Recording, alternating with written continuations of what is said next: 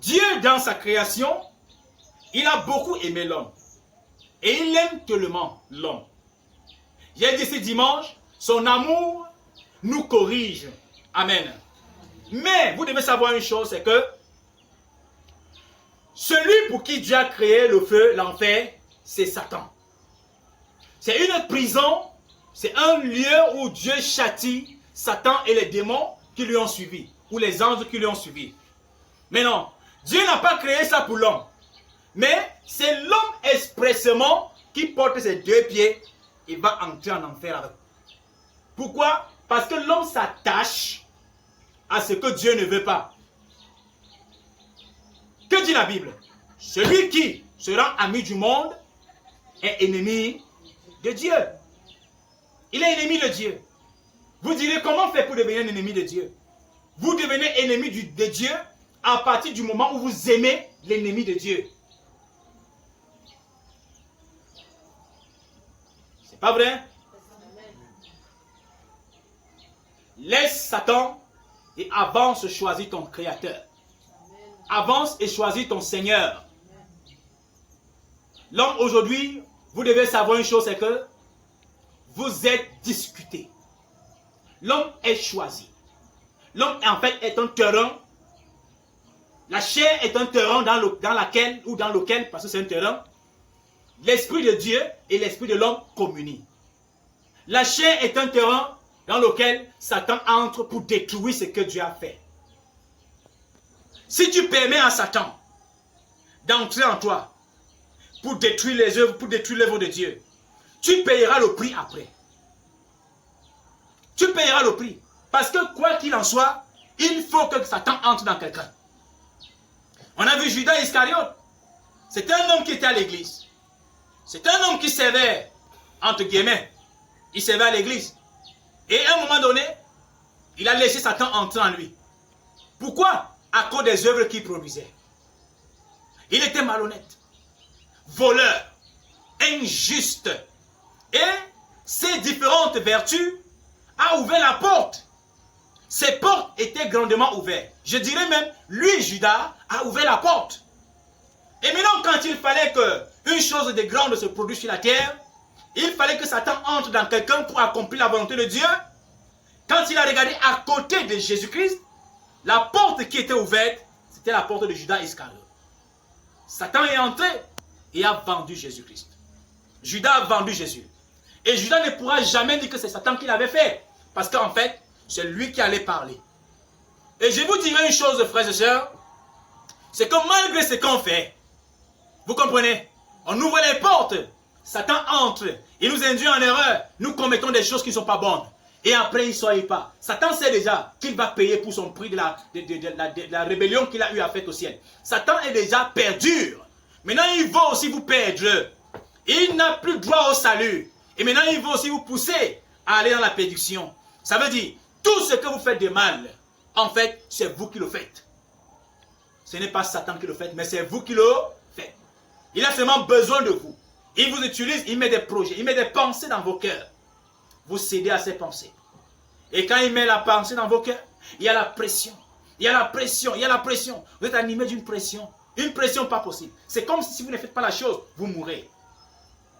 Mais pourtant, en fait, quand vous finissez de faire la chose, vous devenez ridicule, n'est-ce pas? Vous devenez ridicule. Des gens qui se masturbent, ils sentent la pression. S'ils ne le font pas, ils ne sont pas tranquilles. Mais quand ils ont fini de le faire, ils deviennent ridicules. Les gens qui vivent dans l'immoralité sexuelle, quand ils doivent le faire, ils sentent la pression, la pression, la pression. Mais quand ils l'ont fait, ils deviennent ridicules. C'est une fausse pression. La pression que met Satan dans vos cœurs est une fausse pression. C'est de même quand vous avez la pression de voir Dieu. Ça vous presse au point où vous travaillez, vous jeûnez, vous priez jusqu'à ce que vous rencontrez Dieu. La pression de Dieu, la soif de Dieu est la véritable soif qui vous conduit au salut. Amen. La soif de Dieu, quand vous sentez la soif de prier, c'est une soif qui fait grandir votre âme et qui fait changer votre chair. Amen. Mais la soif que Satan met en vous est une soif légère. Quand vous l'aviez déjà faite, quand vous avez obéi, vous devenez ridicule. Plus vous faites un pas, plus vous mourrez. Le péché détruit l'homme. Le péché raccourcit la vie de l'homme. Est-ce que vous savez que le Saint-Esprit rajeunit? Le péché, bien-aimé, raccourcit la vie de l'homme. Si aujourd'hui on a le coronavirus, c'est à cause de l'abondance du péché, les rivalités. Si aujourd'hui on a des différentes maladies, c'est à cause du péché. Et qui est responsable? C'est l'homme. L'entier responsable. Parce que si l'homme avait fermé son cœur à Satan, Satan ne serait pas en train de faire ce projet. Vous comprenez? Jamais. C'est pourquoi quand Satan vient sur la terre, excusez-moi de le dire, quand il doit investir sur la terre, si tant qu'il ne s'en donne pas, et tant qu'il ne s'en donne pas, il rentre dans sa porte originale qui est la femme. Et il réussit toujours. Il réussit toujours. Il réussit. Vous maintenant les sœurs, ne vous sentez pas stressés quand je parle comme ça des femmes. Mais vous qui avez accepté Jésus-Christ, vous seriez différentes parce qu'en vous existe le Saint-Esprit. Satan n'a pas le courage de venir vous déranger parce que même quand ils viennent, vous résistez à cause de l'amour de Dieu en vous. Le Saint-Esprit de Dieu vous rend fort. Mais celles-là qui sont dehors, celles-là qui sont dehors, qui ont choisi de détruire les hommes, et même ces hommes qui sont dehors, qui ont choisi de détruire le monde entier, ils paieront pour cela. Ils paieront. La Bible déclare que vos œuvres vous suivront. Vos œuvres vous suivront. Écoutez ça bien. Quand vous dormez, Satan a besoin de vous et Dieu aussi a besoin de vous. Pas de votre âme, mais de votre chair. La chair que vous portez, c'est ça que l'ennemi a besoin. Vous voyez? Vous allez expliquer comment qu'il existe, bien aimé, des coins qu'on dit c'est destinés nudistes. Vous allez expliquer comment que l'homme, en fait, peut marcher torse nu, comme on lui a accouché. Et vous allez expliquer comment que la femme doit marcher torse nu. Et après, on appelle ça la révolution. Quelle révolution, ça? C'est quelle révolution? Logiquement, ça s'explique. Et excusez-moi de dire que ces personnes qui sont censées apporter de l'ordre sur la terre, ce sont eux que Satan a soudoyés. Ils ont vendu les âmes à Satan. Et maintenant, Satan les utilise pour créer des lois, pour créer des choses en fait qui ne sont pas bonnes. Ça détruit l'éducation que nous avons reçue. L'éducation que nous avons reçue consistait à ce qu'un homme se garde pur, une femme se garde pure. L'éducation que nous avions reçue était que l'enfant n'a pas le droit de s'asseoir dans un bar avec son père. L'éducation que bien aimé on a reçue, c'était que l'enfant ne peut pas se tenir avec son copain là à l'entrée de la porte et cause. Vous savez ça, n'est-ce pas? L'éducation qu'on a reçue, c'était différent de voir un enfant venir présenter son copain à la maison. Mais regardez ce que nous sommes devenus. Vous arrivez dans les maisons, on attrape des enfants qui viennent même avec leurs copains ou leurs copines dormir sur le lit de leurs parents. Et après ça, ils vont dire qu'elle ressemble à qui? À Jézabel. Et ils ressemblent à qui? Ils ressemblent à Caïn. Ces hommes ressemblent à Caïn. C'est la perdition, frères et sœurs. Ce que vous voyez là dehors, je vais vous dire, vous êtes responsables de ce que votre chair produit. Chaque être humain est responsable de ce que sa chair produit. C'est pourquoi Dieu a dit, l'âme qui pêche mourra. Pourtant on sait que l'âme n'a jamais giflé quelqu'un, n'est-ce pas? C'est la chair qui gifle quelqu'un, n'est-ce pas? Et Dieu dit, l'âme qui pêche mourra, parce qu'en fait, Dieu ne reconnaît pas la chair comme étant pécheur. Mais Dieu reconnaît l'âme comme étant pécheresse. Pourquoi? Parce que c'est l'âme qui est censée être au-dessus de la chair. La chair est la poussière. La chair ne vit que quand l'âme est dedans. Gloire à Jésus. Amen. Donc la vie de la chair dépend de l'âme. Mais comment aujourd'hui la chair domine l'âme? C'est parce que vous avez ouvert la porte. Vous avez ouvert la porte. Le jour où l'âme décide de quitter, où la vie vous quitte, la chair n'est rien. La chair reste un tas de poussière qu'on vient mettre dans la glace. Et quand on sort ces cadavres, ils sont blancs comme les momies. On vient les enterrer. Vous voyez ce corps que vous avez longtemps traîné sur le soleil, sur le froid. Vous avez porté des mini-jupes et des cols nus, des cordes sur vous. Vous avez traîné sur la terre, sur le froid. Monsieur, c'est dans la glace. Madame, c'est dans la glace. Vous avez refusé Christ parce que vous voulez avoir des abdos. C'est ça, n'est-ce pas? Tout ça là, c'est la poussière. Les chenilles, les vers vont manger, vont détruire cela. Mais votre âme ira rendre compte à Dieu. Quand nous comprenons ça, messieurs, madame, nous savons qu'à partir de ce moment, j'évite de donner mon corps à Satan. Satan n'a pas le droit d'utiliser mon corps. Parce qu'en fait, même Dieu qui m'a créé demande mon accord pour entrer en moi. Qui c'est ça? Même Dieu demande notre accord avant d'entrer en nous. Parce que nous pouvons le chasser. C'est pas vrai? Quand on commence à ouvrir la porte à Satan, on vit dans le monde et le péché. Dieu s'en va, n'est-ce pas? Alors, même Dieu qui nous a créés nous donne le libre choix de décider s'il entre en nous ou pas. Ça veut dire que je suis libre de donner ma vie à Satan, comme je suis libre de donner ma vie à Dieu.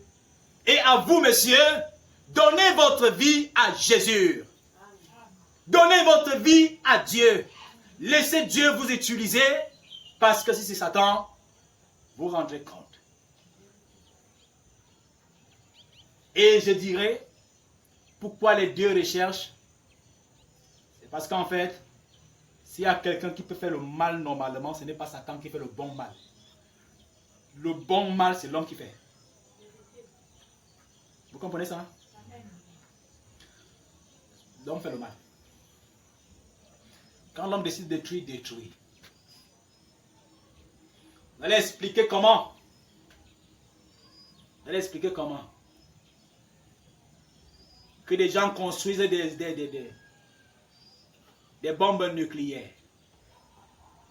pour détruire leurs semblables avec. Si ce n'est pas une méchanceté extrême, vous allez expliquer comment que les gens entrent dans un laboratoire concevoir un virus qui va tuer des milliers de personnes. Si ce n'est pas une méchanceté extrême, vous allez expliquer ça comment? Et quand il faut aimer, l'homme aime plus que l'ange. L'ange n'a pas l'amour que nous avons. Nous aimons. L'ange ne peut pas aimer Dieu comme nous. Parce que notre amour est vrai. Quand un homme décide d'aimer Dieu, Dieu aime cela. Parce qu'il pouvait choisir le mal, mais il a choisi le bien. Par contre, l'ange, lui, il est créé pour servir. Vous voyez les servantes dans les maisons? Une servante sourit avec vous juste parce qu'elle est servante, elle attend son salaire. Mais quand vous n'êtes pas à la maison, venez voir comment elle parle de vous. Un mangeur comme ça. Un chicha.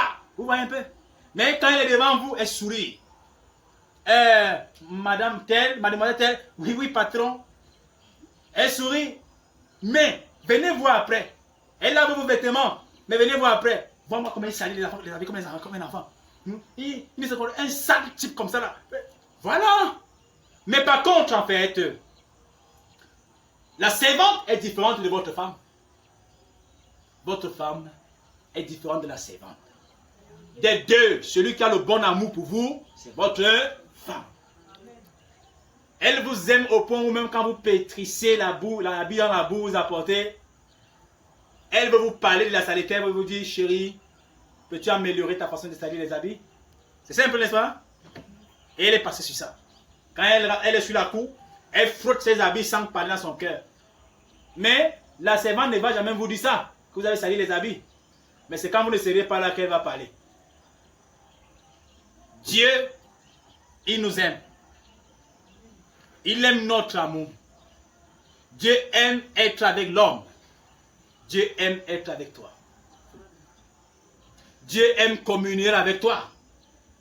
Alors tu dois savoir que ce Dieu a besoin que tu lui prêtes beaucoup d'attention. Vous comprenez? Il nous a beaucoup aimés au point où il vient, il reste avec nous. Des mêmes frères que nous aimons aussi les uns et les autres, Dieu nous aime. Il aime aussi se sentir aimé. C'est pourquoi quand son peuple essaye d'entrer dans l'idolâtrie, il est châtié.